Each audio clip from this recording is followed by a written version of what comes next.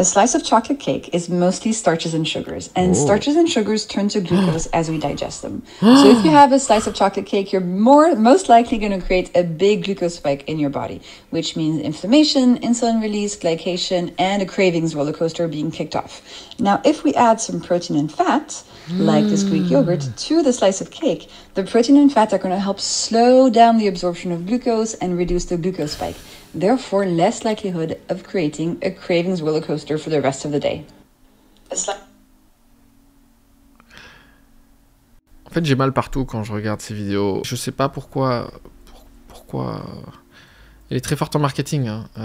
Elle a repris le truc le plus ancien du monde, l'indice glycémique. Et elle a rendu ça cool. Elle a vendu des livres. Franchement, bravo. Mais c'est dommage que tout repose sur une prémisse qui n'est pas la bonne, en fait. Je l'ai déjà dit, je continuerai à le dire jusqu'à la fin de mes jours. Baser sa nutrition sur l'indice glycémique, c'est faux à tellement de niveaux. Mais en fait, ça mériterait une vidéo plus longue pour le déconstruire. Le seul truc qu'il faut prendre en compte pour la perte de poids, c'est la quantité de calories. Donc là, on est en train de dire aux gens... Pour éviter le pic de glycémie qui va arriver quand tu manges un gâteau, ce qui est probablement vrai, hein. Je pense que les graphiques, si on devait prendre une personne à jeun, et on lui fait manger le gâteau, et on lui fait manger le gâteau avec le yaourt grec, tu auras probablement moins de pic de glycémie. J'ai pas de problème sur ça.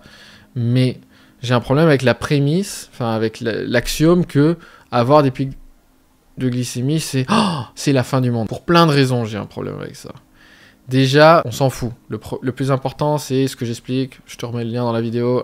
Pyramide de la nutrition. D'abord les calories, ensuite les macros, ensuite les micronutriments. Déjà, si tu fais ça, si tu manges des choses saines, si tu manges des bonnes quantités de macronutriments, si tu as assez de protéines, si de temps en temps tu as un pic de glycémie, mais on s'en bat les couilles!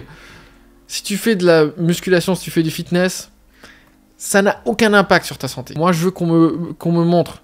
Et si en plus tu peux pas manger un gâteau de temps en temps, mais à quoi ça sert en fait de se prendre la tête avec ça?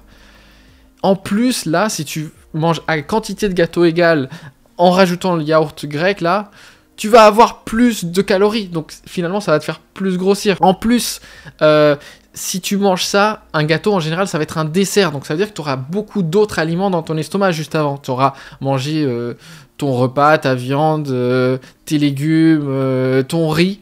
Et du coup, le gâteau qui arrive à la fin, il va être digéré avec tout un tas d'autres aliments, donc il aura probablement pas cet effet pic de glycémie qui est donné dans la vidéo. Donc ça, plus ça, plus ça, plus ça, donc tu vois bien que l'aliment il sera probablement pas mangé seul. Ce qui compte c'est les calories, donc en fait ce qui compte c'est les calories sur une fenêtre de 24 heures, pas juste un pic de glycémie, donc pour la perte de poids. Ensuite, je suis pas d'accord avec l'axiome que c'est pas bon d'avoir des aliments qui sont à fort indice glycémique, donc en fait ça mériterait probablement une vidéo plus longue, mais on s'en fout en fait. Ce qu'elle essaye de montrer dans ce graphe et dans cette démonstration, on s'en fout. Mangez bien 80% du temps et prenez votre petit gâteau quand ça vous fait plaisir et tout ira bien. Ne trouvez pas de faux problèmes là où il n'y en a pas.